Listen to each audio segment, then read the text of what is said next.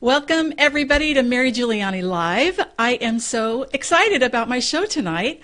I have Shiela Rubin, who's a licensed marriage family therapist and is a specialist in healing trauma, childhood trauma and shame.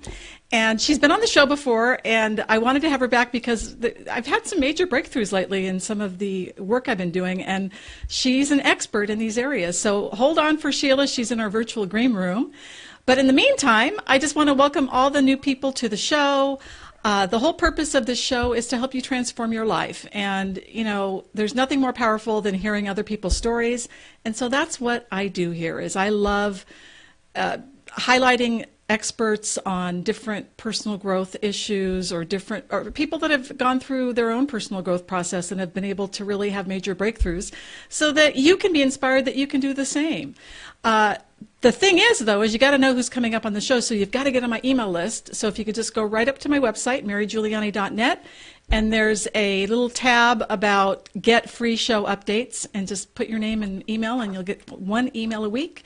The other thing is that if you have iTunes, you can go ahead and sign up for my iTunes channel, Mary Giuliani Live, and we'd love to be able to download the show right into your iPhone. So make sure you do that.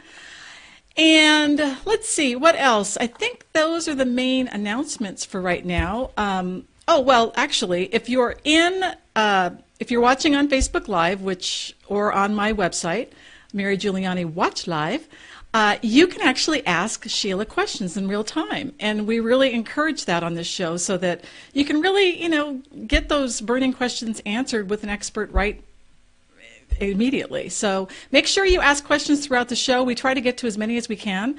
And just type them in the little message area right below the Facebook live stream feed. And we can, really support you and access Sheila's wisdom. So, okay. So with that, Shiela Rubin is, like I said, a licensed marriage family therapist. She's an expert in healing shame as well as healing trauma. She has a certification program for healing shame at healingshame.com. She's just been a tremendous support for this show and for the work that really I'm trying to get out there, which is really helping people transform. And so tonight's topic is about how your actual physical health could be impacted from your childhood trauma. So there's a major breakthrough that I've had, like I said, that I want to share with people. And so Sheila's an expert in this. So with that, let's bring on Shiela. Hey, Shiela. Hi, Mary. So nice to be here again. I know, it's so great to have you back.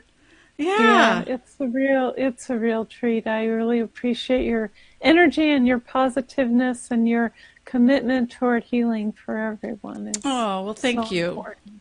Well, thank you so much. It's like having you on the show last time was such a highlight for me because the Healing Shame show we did.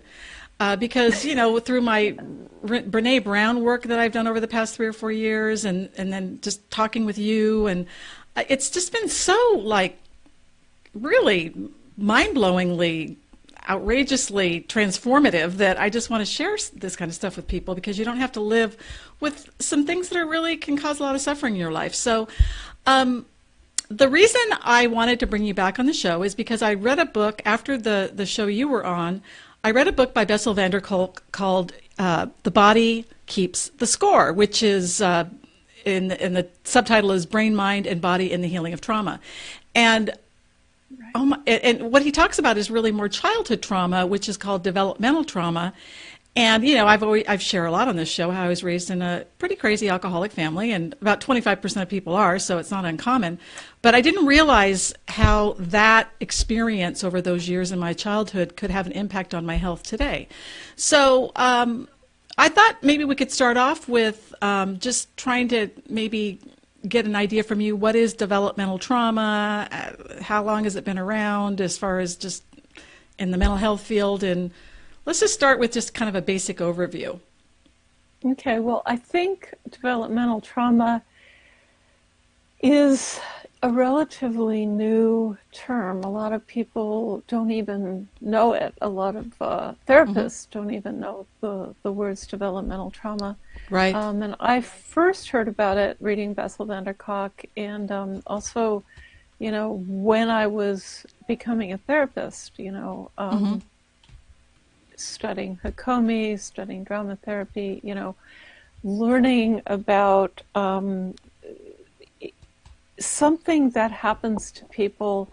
Everybody would talk about childhood trauma, sexual abuse or emotional abuse or physical abuse, or neglect. Those were the big traumas, and then there was,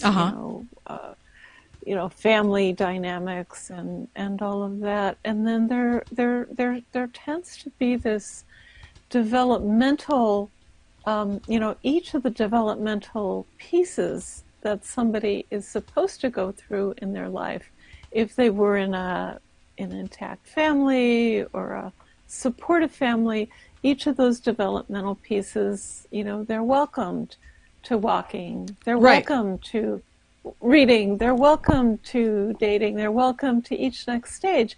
And developmental trauma happens when there's sort of like a drip, drip, drip of neglect or of things just not being set up in the family for the person to grow into the next developmental stage. Right. And they don't even know sometimes that they're missing that. And the person doesn't know and the family doesn't know. Absolutely. Well, yeah, I mean, like I said, when I first got into my whole personal growth journey back in like 87, I remember hearing, and just over the past 30 years, you talk to different mental health people or people in the industry, and you'll hear people will talk about, well, if you have had to deal with trauma, and it was like, well, what are they like? It's like there's this sort of ambiguous, like, well, what does it have to be considered trauma? And so I would start looking up, like, what is the definition of post-traumatic stress disorder? And I was like, well, I don't have that. But it felt like after 10 or more years of being in a really crazy family as a kid that I felt like some kind of trauma had happened, but I just, and it was never really described, in the different DSMs and stuff like that. So it's more like it's like an ongoing developmental trauma is when you're raised in basically ongoing emotional, relational trauma typically, right? Versus one incident. Right. Yeah. Right. And very often, they used to talk about the alcoholic family system or the, abuse family system, or the, different family systems. And this is a concept that it's not just abuse. It's not just the abuse that happened that's the problem. It's sometimes the lack of attunement, the misattunement between the parent and the child, or the missed developmental stages, where the kid reaches the next developmental stage and their needs, sometimes they need their parent's hand, sometimes they need, their parent to not push them, but whatever the next developmental stage is, it's being missed. Yes. And it's invisible, and the kid doesn't know they're missing it. The parent doesn't know they're missing it. But as this misattunement happens, there's a kind of like a rupture between the parent and child, and then there's a rupture inside the person and their nervous system. So it affects them physiologically. And it also, that's where the shame is, which is the rupture of the interpersonal bridge. So every piece of misattunement that creates this developmental trauma is also leaving a piece of shame because the kid is feeling, what's wrong with me? Right. I don't feel connected. Yeah. Right. Yeah, totally. And their only explanation is it must be something that there's wrong with them or that they did wrong. And so a lot of kids will be just constantly tracking. It's like, what did I do? How can I do better? How can I be perfect? Or how can I show up in a different way and, and really, do the right thing? And so they're really trying to figure out what is wrong with them. Right. They can't see the big enough picture and see it's a really chaotic family situation, or there's actual out and out abuse or neglect, or or there's Right. mental illness. The kid isn't able to say, that's what's going on with the Right. parents. Yeah. They're saying, what's wrong with me? So the shame and the trauma get laid down simultaneously. Right. And like one thing I read that really made sense to me too in one of these, I read all these books and it's so good, is that as a child, you can't make it about your parents because you need to have that attachment relationship in place, because that's like your parent is your oxygen. So you can't like make your parent the perpetrator. So you all, and what I heard somebody write about something like, all you know is you feel really bad, so you feel like you are bad. Yeah, which is shame. Right.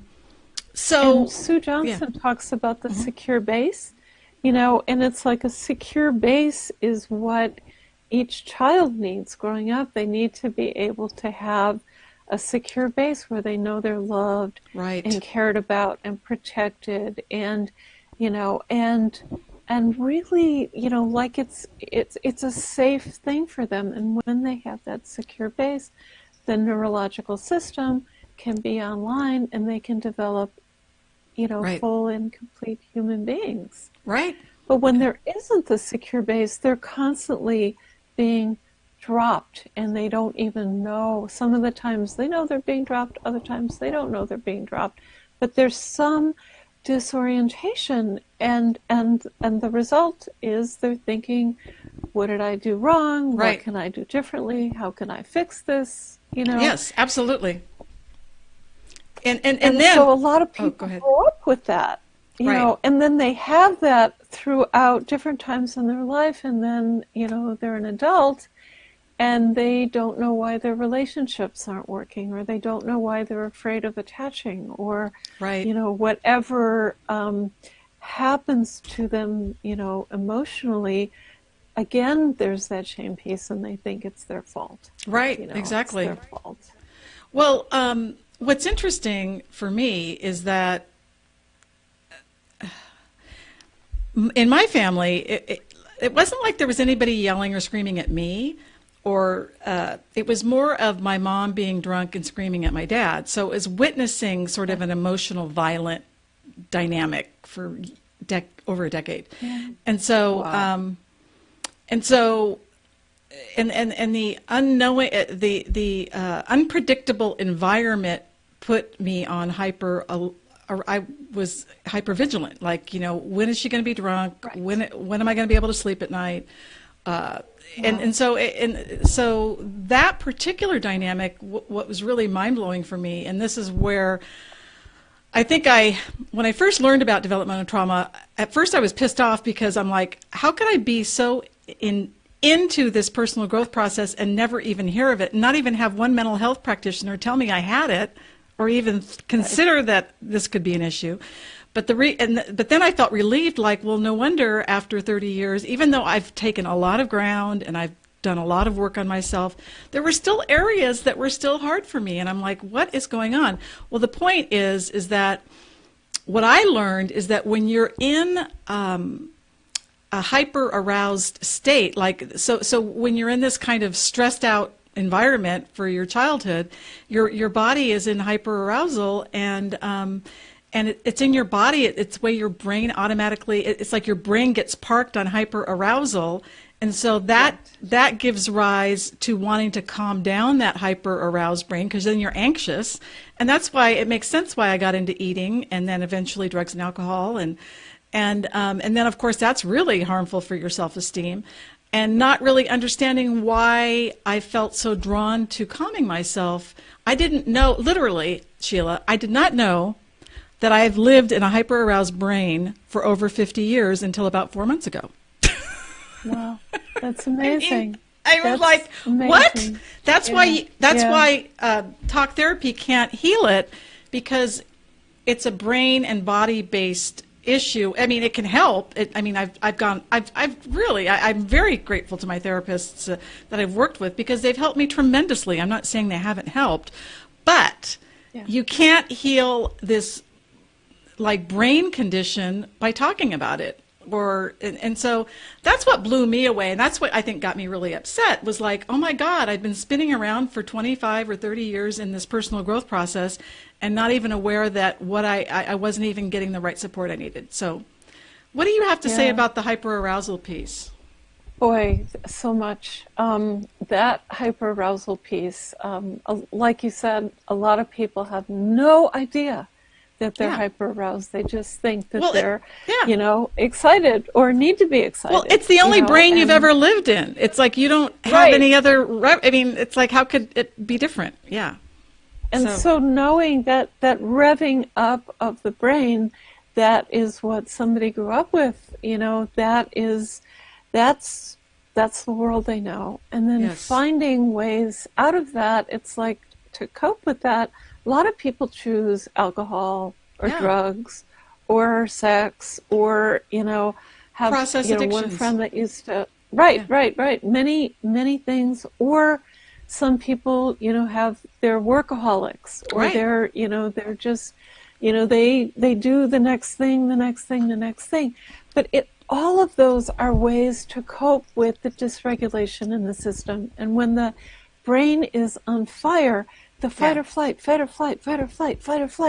And there needs to be some way of like soothing that and holding that and helping the person know, okay, of course you use the coping skills of the drugs and the alcohol and all of that, but let's figure out how to calm your nervous system. Right. Let's talk to your brain in the way that we talk to a child, which are slow words, deep words, calm words, talking gently, even like a lullaby, and all of the expressive arts and drama therapy and expressive arts therapy and Hakomi, and then of course Diana Fosha's amazing, AEDP.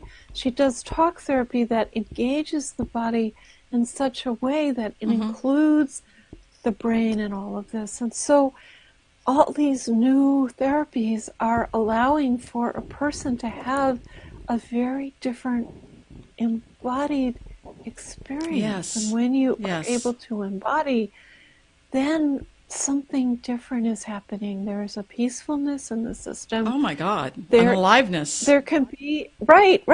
And then the life force can come back online. Yeah, and I had no idea. I mean, I knew that was part of healing shame, but I didn't know that was part of healing trauma. So, by the way, I want to say hi to a few people in the chat area.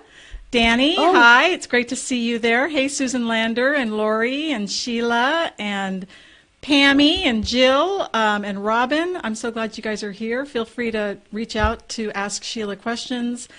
I do want to mention that developmental trauma, again, for the new people, it's when you've been raised in a really stressful childhood, dysfunctional family environment, and it's an ongoing kind of trauma. What was I going to mention? Oh, I know. The ACE study, there was a huge study called the Adverse Childhood Experience through Kaiser, yes. And would you mind sharing a little bit about what came out of that? When did that actually get published, that study? It was very recently. Yeah, it's a huge deal. Maybe just a couple years ago, but it used to be that medical hospitals, they were always checking, all of the medical history of the person. And Kaiser started realizing, that they needed to check the psychological history of the person. And what I read is that one of the interviewers was like having this off day, and instead of saying, how much did you weigh when such and such, or, when did you have your first sexual experience? And the interviewer, the Kaiser interviewer, accidentally combined two questions together and accidentally said to the person, what did you weigh when you had your first sexual experience? And the person got very quiet and said, 44 pounds. Oh my God. And then what followed was, obviously the sexual abuse that had happened. But it was until the interviewer kind of mistakenly asked that question and realized how profoundly it opened up the client's memory and trauma that was hidden there.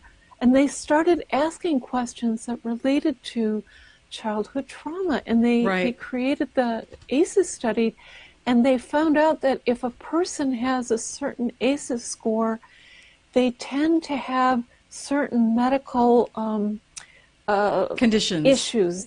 Conditions. They're going to have, maybe the autoimmune diseases, or maybe even cancer.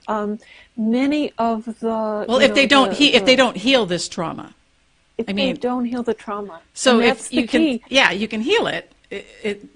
So you can heal it, but they didn't. I mean, therapists know about this, but the medical profession, until recently, until Kaiser did this study, and now a lot of medical professionals are saying, oh, wow, I have to talk to my patients about the abuse that they went through, or talk to them about, what is under their eating disorder, or what is under their autoimmune disease, and talk about it in a counter-shaming way, not put them down for it, not scare them, by asking them, scary questions, but just say it in a way that is open and allows for this deeper understanding of body-mind. Right. Well, good.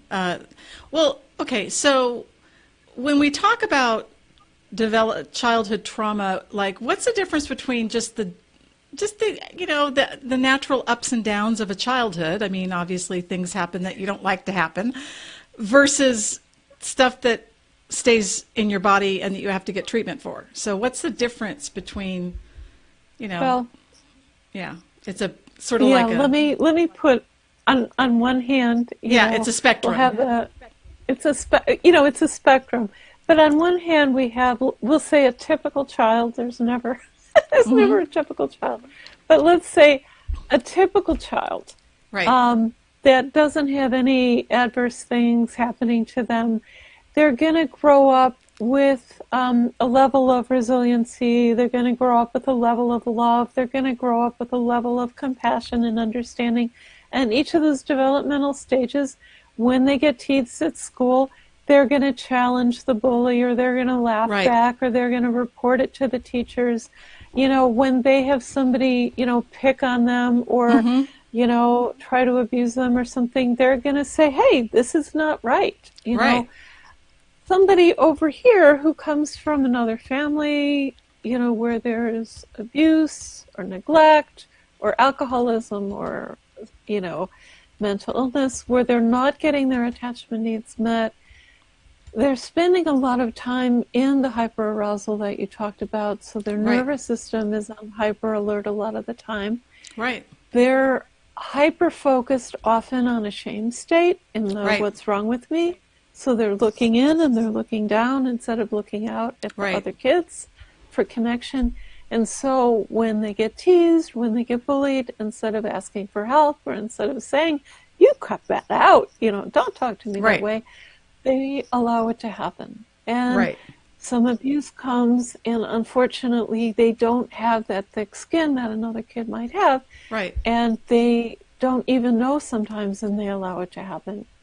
So if you think developmentally, all of the different things, all of the different developmental stages, from walking, from learning to read, from learning to fit in at the classroom, learning to date, all of these things, all of them are places where a kid is going to, have a challenge. Can they go up to the next level and try the new, the new level, or are they going to go into the hyper alert, the shame state, the trauma state, and then they might be, some hide in there with the, something wrong with me, spinning around with the shame, or they move into the attack other, and they're like, nothing's wrong with me, then they become the bullies or something. right. Exactly. And So, that's where the bullying happens. right. So, the other piece I wanted to talk about is how a hyper-aroused brain, again, I didn't know. And by the way, for the people that are in the chat area of Facebook, feel free to ask questions. So it totally made sense. I felt such a relief and so much more compassion for myself when I realized that a hyper-aroused brain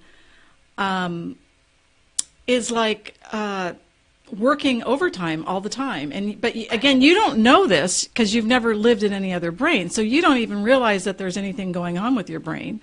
Although the way the symptoms that showed up for me were I had chronic anxiety. I ended up getting diagnosed with a generalized anxiety disorder back in the late 90s or so. And but that was like the symptom of the real issue, which is developmental trauma. So I got some meds for that. I mean, and they really helped, but they didn't really get down to the real issue. And so what I'm understanding then is with this type of trauma is if you don't get to the core issue of it, it's going to show up in anxiety, depression, eating disorders, addictions, PTSD. relationship issues. Yeah. And then once, I know I was going to say, and then once you get to like, I'm in my 50s, right? It seems like what's been happening is once you get into your 40s and 50s and 60s, all those years of hyper-arousal, just your body just can't take it anymore, and it shows that, and the stress of that hyper-arousal turns into all these autoimmune disorders, right? Right. So what was, what could cause, all of the different, psychological effects, now you're talking about them causing the physical effects. But it takes like 30 or 40 years. Yeah. Right. Because, that is just what it takes. For some people, it happens right away. Right. For some people, they have the physical, right away. And other people, it's psychological. But, what you're noticing is the toll that a hyper-aroused nervous system, has. And part of that fight or flight, it's the fight, it's the flight, and the freeze, or it's the freeze. Yeah. I mean, that's what the freeze is the one I work with a lot. That I know about the shame freeze, and so as I help people come out of the shame freeze, we're also working on that hyper-aroused state. Often for some people, being in that shame freeze is what the way their nervous system decided to work on this hyper-arousal. Right. So instead of the hyper-arousal, they go into shame, and shame is protecting them in that way, but it's preventing them from having their life force energy and having the health and the relationships that they want. Well, exactly. And what was so powerful about Bessel van der Kolk's book, The Body Keeps the Score, is now we have the science. Now we have the fMRIs showing exactly the difference between a brain of a child from a dysfunctional, stressed out family compared to a non-dysfunctional family. So it's like there's no refuting it. So now we know that this kind of like parents that are fighting or addiction or and before I forget, I just wanted to make sure that the viewers know that I think the ACE study, which Shiela and I just talked about, which basically showed over the course of many years through Kaiser of like 50,000 some odd patients, that ones that had these certain adversities in childhood were like several 100% times more likely to get these different diseases. And Bessel's book, The Body Keeps the Score, really lays out why that is, but the good news is that you can heal. And what I was going to say is you can take the test, the ACE test, to see how many ACE, which is adverse childhood experiences, you had. It's only 10 questions, and you can just Google it, Google ACE test. And then you can look at, if you've had one of the 10 as an adverse experience, the fallout from that will be less if you had 8 or 9, But the point is, it's sort of like knowing where you are is really important to know where you want to go. Another thing that really blew my mind about this developmental trauma is how how how we can, people that are raised in these environments can actually shut their feelings off to protect themselves. And so and I know that happened for me. And I didn't realize to a certain extent how much that hurt me. But the bottom line is that when you're not in touch with your emotional sort of guidance system, you can't, like if you're not in touch with, well, bottom line is this. For example, I'll just give you an example. So like when I first started doing this show and everything, of course, I was really nervous and that sort of thing. But instead of feeling nervous, my stomach would cramp up and get totally bloated and like I thought I was going to explode. But I didn't feel nervous about the show. So, right. But it only happened. So the point is that my body would have these symptoms right around a normal time when most people would be really nervous. So I don't feel the anxiety, but my body does.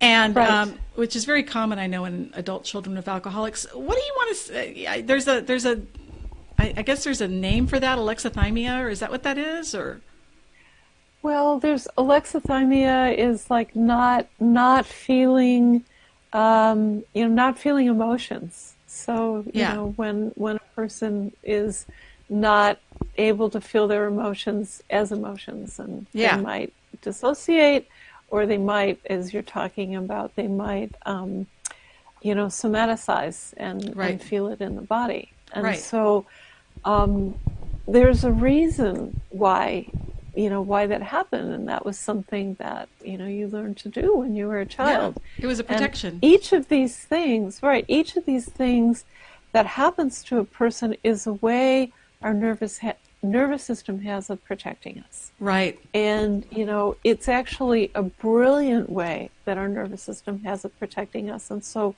when we talk about it and we, diagnose it or name it, developmental trauma, it's like on one hand, it's like very, very incredibly helpful because now therapists can actually treat it. Right. On the other hand, it can be pathologizing for people, and they can feel, okay, now there's one more thing wrong. One more label of dysfunction I can put on myself. Yeah. Right. So it can lead them further into shame. So I want to have this talk and be about the hope. Yes, that there actually is. There's so much hope for healing with this. Well, and that's the beauty. It has to do with understanding it. Yeah. Right. And so first it's like facing it, and then, okay, so I have a hyper-aroused brain, and I have a hard time feeling some of my feelings. So what am I going to do? Okay. So, well, before we get into that, hold on just a second. There's some other areas I wanted to talk about. Well, just before we get into the solution, because we're almost, I just want to make sure that people realize that, so this can show up for children, by the way, as oppositional defiant disorder, ADHD, ADD, so the point is and I remember when I was growing up thinking that somatic kinds of issues around body, our bodies were like we were trying to get attention or something like that.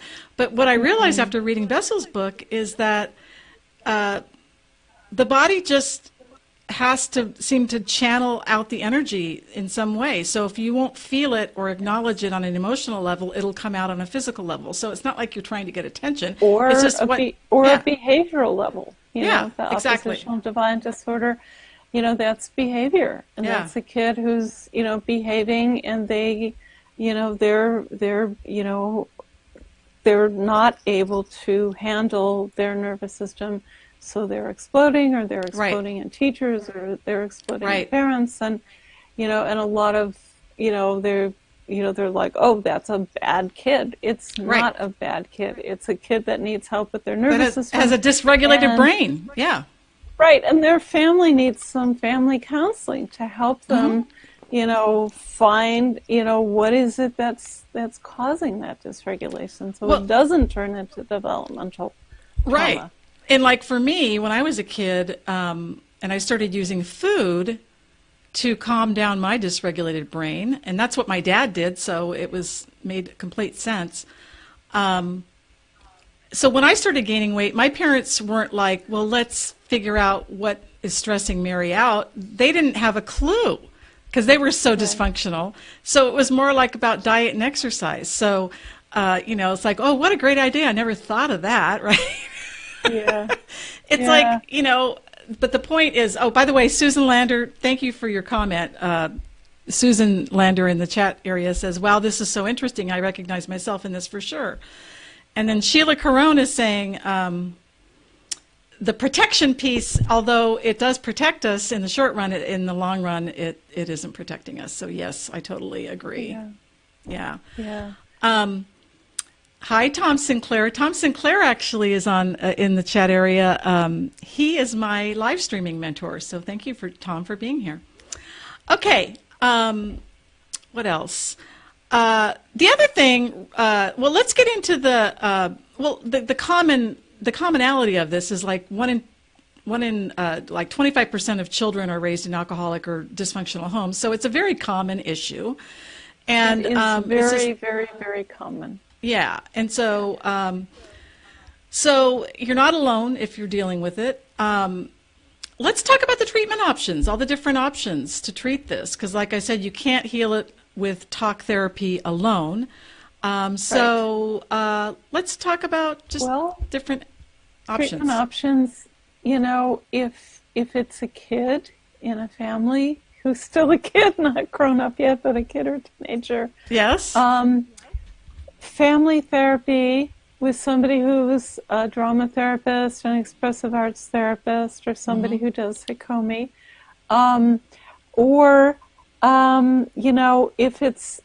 If it's a kid that is able to draw their feelings, act out their feelings, express their feelings, and if the therapist can help get under the dynamic of the family that is causing the disruption, real healing can happen.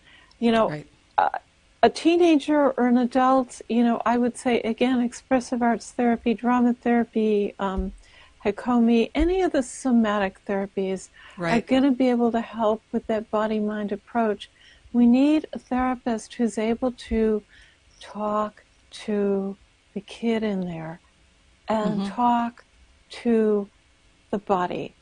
And then there's, Diana Fosha, who does her wonderful AEDP, and she's able to do talk therapy that also is working with the body, working with the brain, and working with, resilience. And she really, helps people find the core states that they weren't able to get to and actually heal very, very deeply. And then there's emotionally focused therapy of Sue Johnson. So if somebody's in a couple and one or both people have this trauma, a really good thing is to go to emotionally focused therapy, work with an emotionally focused couples therapist, and you can have, I love this term, it's called earned secure attachment. Ooh, isn't that earned. Earned secure attachment. It's like I you earned don't it, have damn to, it. You can earn it in the therapy sessions with the partner. And you can earn it. It's like you don't have to, just because it didn't happen growing up, doesn't mean it's forever, kind of wonky. Yeah. And so all of this current attachment research, because there's the brain scans and there's all these new testing, it's like they're able to actually say that what Bowlby was saying, about attachment is really true. And all of the, Peter Levine and Bessel van der Kolk, Bessel has been writing for years and years and years and years and years. And he was like a solo voice in the wind for so many years. And now that there's so much, data, research and data and proof, now people are like, oh, I guess that's true. Well, it's really an amazing time to be alive because therapy can really address these things. Oh my God, really totally. Results. In like for some people that might be viewing, it could even be that, like, for example, and I don't know if this is true for me or not, but I'm just going to throw this out there and see what you have to say about it, Sheila. When I was conceived, my sister was 3 months old. So my mom had a 3-month-old baby, Wow. and then she was pregnant with me, okay? And my sister had extreme colic, so she was really crying a lot. And my mom was very, didn't have a lot of emotional resources, didn't know how to deal with conflict, had a lot of her own trauma. Her mother was an orphan, actually. So that, just in utero, it can actually you're kind of swimming in that toxic biochemical soup, if you think about it. Yes. What is your take about in utero stuff? There's a whole study of people that do work with what trimester, Right. this or that, and they work very deeply with the in utero process. We actually have, awareness. Our body, of course, has awareness of the very early stages of development, and if the mother is stressed, and if the amniotic fluid that we're swimming around in is, stressed amniotic fluid, and then the eating, that the mom is doing is, stress eating or whatever, the fights that go on, all of that affects us. Well, it affects who we are. Yeah, I mean, like, what really blew me away was basically, and I don't know if it was Bessel's book or some other book, but basically our mother's level of consciousness or awareness basically gets, and her ability to self-regulate or not, gets downloaded into us. And my mom had a serious alcohol problem, so, she didn't have a lot of good self-regulation skills because she was traumatized. Right. So the point is that I know we're kind of going back a little bit, but I just wanted, and the other thing that can have an impact is surgeries for babies that are really young, or multiple surgeries, that sort of thing too. But let's get back to the healing piece. Yeah, go ahead. Yeah, the surgeries can affect, the body, but also the, the attachment with the family, when the kid has surgery, to figure out a way to welcome the kid back to their body. And there's a lot of somatic therapists that, craniosacral therapists that do beautiful somatic work, holding the body, the child holding the baby, teaching the parents to hold the baby and repair some of that, and sing with them and rock them and repair some of that. Right. And it, it's really, really, beautiful work that is available. I also want to talk about just kind of some of it's really wonderful to get therapy. That is, an incredible healing thing. And the other part of it is, we are with ourselves 24 hours a day. And so all of this, developmental trauma, however it has left a person, part of the work is reading, understanding about it, getting the right therapist, finding the right therapist, finding the right fit, doing the work. And then the other part of it, and they go hand in hand. And when you have, the therapy, and then you have the person who's actually wanting to heal, and it's like, we build this bridge of healing that is so deep and profound, and on that can be all of the ways that we can heal our body. Yes. And so one of that is by stopping to shame, stopping that shame train that gets started, putting ourselves down, whatever it is. Right. Stopping that, because that, that vicarious traumatization that we have from childhood just carries on in adulthood. And if we can stop it and say, I'm not going to put myself down right now. Right. I'm just going to breathe. I'm going to take a deep breath. I'm going to ground myself. I'm going to say I did the best I could. I'm going to let myself have this moment, this moment, and this moment. But stopping some of those automatic shame thoughts. Awesome. And then all of the somatic ways, rubbing the hands, it's like a lot of people, it's like they get triggered. A great way to get untriggered, I say, put your hands under the water. Really easy, really cheap. You can do it many times a day. Or taking a shower is like such a shifter. Taking a shower, really good, but like letting the water run off the hands, letting the warmth, and then just allowing the state change of the hands, breathing that into the body. Or, if there's a lightning outside, it's like taking, the lightning and the excitement, and the brain is like, if somebody's brain is going da-da-da-da-da-da, it's like, listening to the lightning, taking the part of the lightning that is alive and finding the life force in that lightning and saying, that is what I want, and remembering that and taking a snapshot and then later bringing that into the body and saying, this is what, and there's ways that we can bring our body online by simply saying, I'm coming online now. I'm adding this light into my body right now. Awesome. I love that. Breathing there. Thank you. Yes. Wow, that's a great idea with the lightning. By the way, Sheila Carone, thank you for your comment where she says, I honestly believe that happened to me as far as having a mom. Like I mentioned how when I got conceived, my mom was really stressed and that she felt there was something wrong with her from the beginning. By the way, Carrie Palmer up in Washington, my buddy is in the chat area too, so welcome, Carrie. Do we have any questions? Yeah, any questions, feel free. We only have about another 5 to 7 minutes because I have a few announcements I need to make.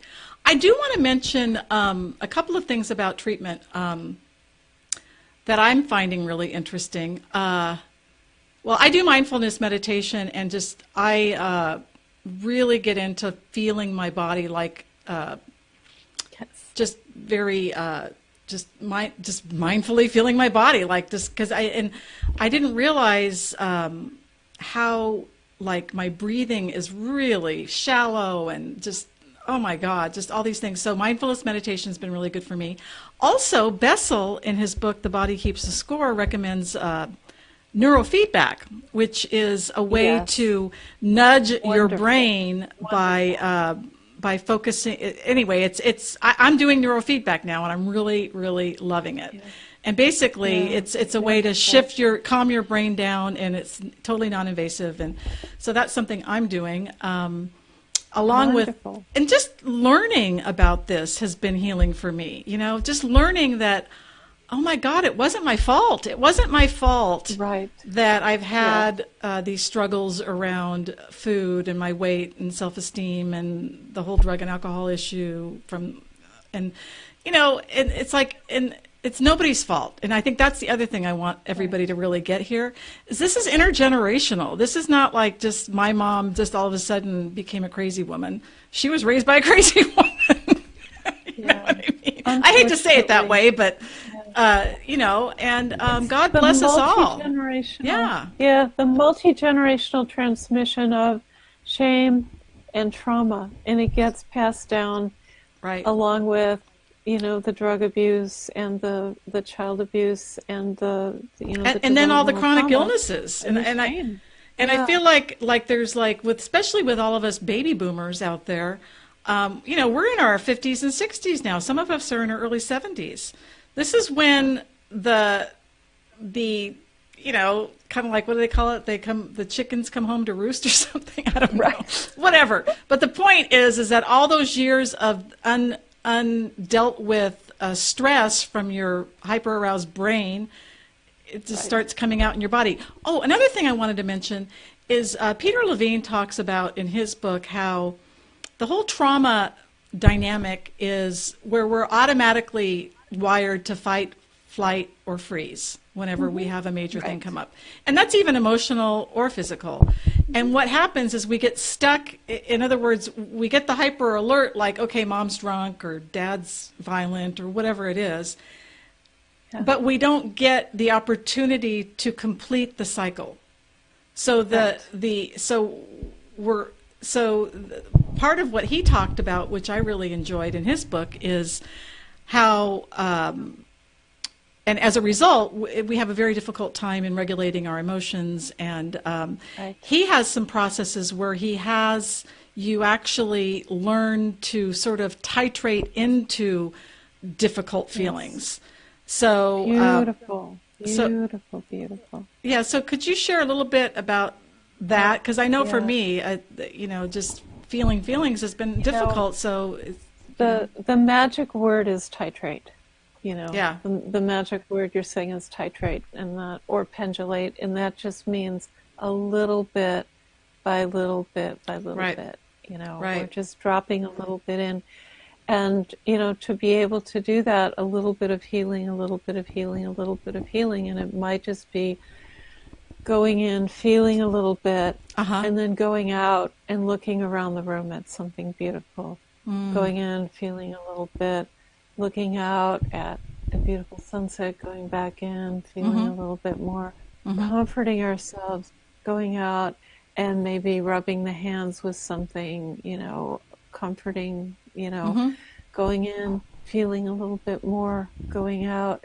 And that going in, feeling a little bit, and going out, that pendulation, it's kind of like a mother's rocking. It's kind of like this rocking back and forth of like we're not going straight in, we're going this gentle, gentle, gentle process where we can feel, and then something else happens, and then we feel a little bit, and then we get resourced, and then we feel a little bit more, and then we get resourced. And it's just a beautiful way to be with us. And then after this, I'm a drama therapist, and we have fight, flight, freeze. I know about the freeze from the shame. And then we have play. And then the play is the way, it's the social engagement right, that, Peter Levine talks about, Sue Johnson talks about, Diana Fosha talks about, Bessel van der Kolk talks about. It's like the social engagement is where we are engaging with other people. And in drama therapy, we move that into play. So maybe saying a little rhyme, maybe doing a little game, maybe how fun, bouncing something or playing something. And the interest, curiosity is the emotion that's the opposite of shame, and it's the opposite of the freeze. So I didn't know that. Yeah, if we can come out of fight or flight, freeze, into play, it's such a beautiful way to claim your life and move forward with the playfulness. Nice. Whether that's improvisation or game playing or storytelling or just singing to yourself in a lovely voice or something, or playing with friends. Yeah.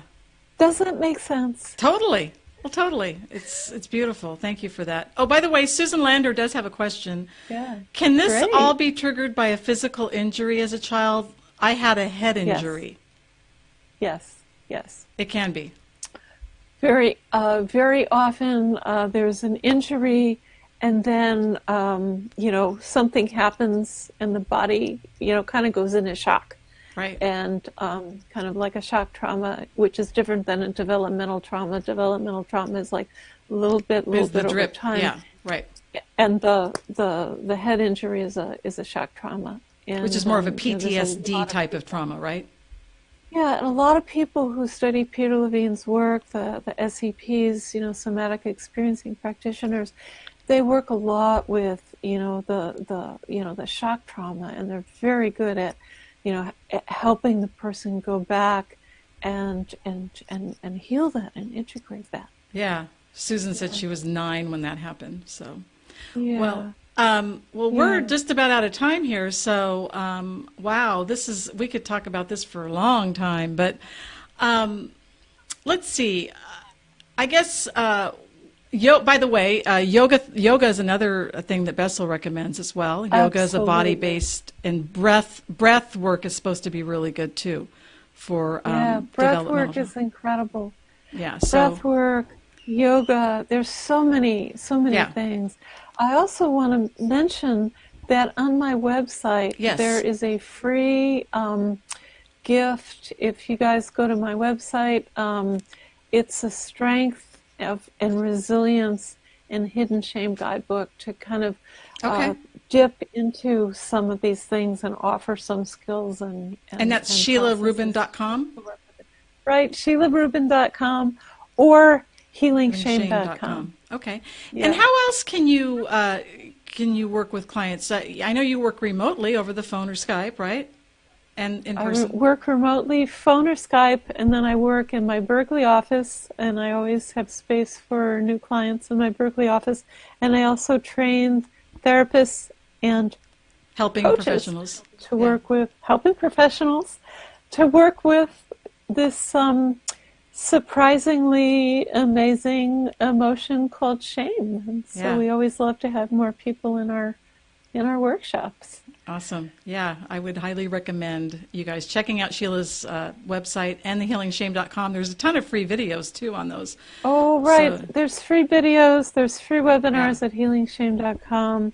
And all of our writing, Brett's and my articles and writing is on healingshame.com. And you can just download those and read about how to work with shame. Well, okay. So my last question is, what are you most passionate about that you want to leave with our audience tonight? Like, what's the most passionate message you want to share with our... Wow. Last time I said it's not your fault. This time I want to say, healing is very tender. And if there's a part of yourself that you haven't forgiven yet, maybe you can forgive that part because it's not that part's fault. Or find some wonderful ways to support yourself somatically so that when this stuff does come up, you don't have to go so deeply into it. Right. Awesome. Well, Shiela, thank you so much for a wonderful interview and for helping really get the word out about this, because there's no reason why in this day and age that people need to know about what could be really causing them a needless suffering. So, and there's treatment, and yay. So thank you so much for being here. You're so welcome. And thank you for your wonderful work. Thank you for having me. Thank you. And thank you for doing this show and spreading the word about levels of healing that are possible. Yes. Well, that's what I'm here for. Okay, well, have a great holiday season, and thanks again for being here. Bye. Take care. All right. God, that was so good. Shiela Rubin. So, okay, I've got a couple of announcements, and then we're going to end the show. I do a coaching challenge every single week since I'm a life coach, and since tonight's topic's about healing developmental trauma, I think the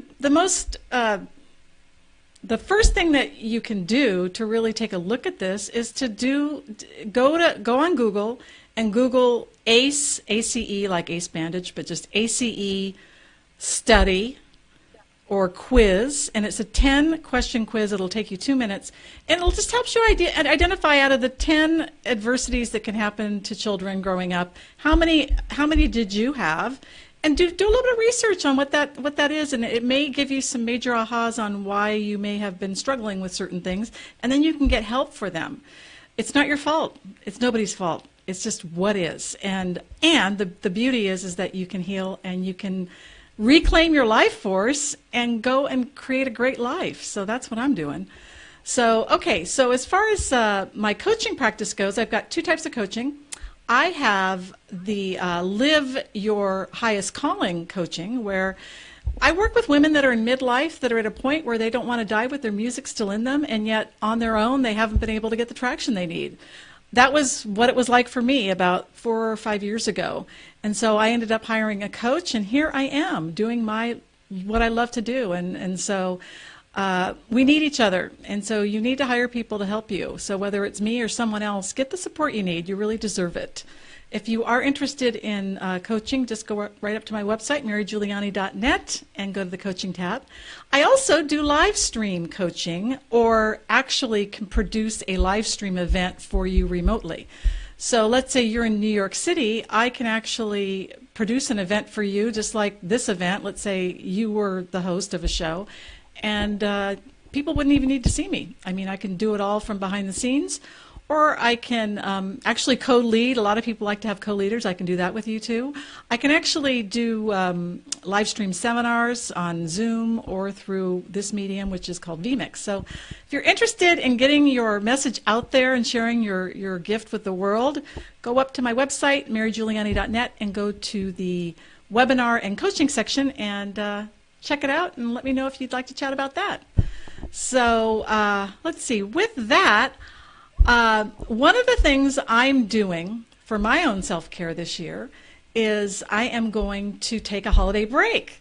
And so we're going to end the season of the show tonight, and we will be back as of the new year with new shows and possibly some new formats too. So I'm giving myself about 6 weeks to kind of regroup and really focus on what's next for 2018. So we won't have any shows for the next few weeks during the holidays. I know you guys are going to be busy anyway.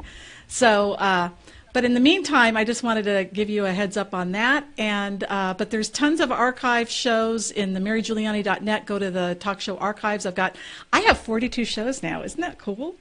Yeah, that's what can happen when you get the support you need. So with that, the last thing I always like to share is what is one thing that you are committed to doing to be true to yourself, and put it on your calendar, make it happen tomorrow, and you will be amazed what happens when you start showing up for yourself. The universe will meet you halfway, so you got to show up though.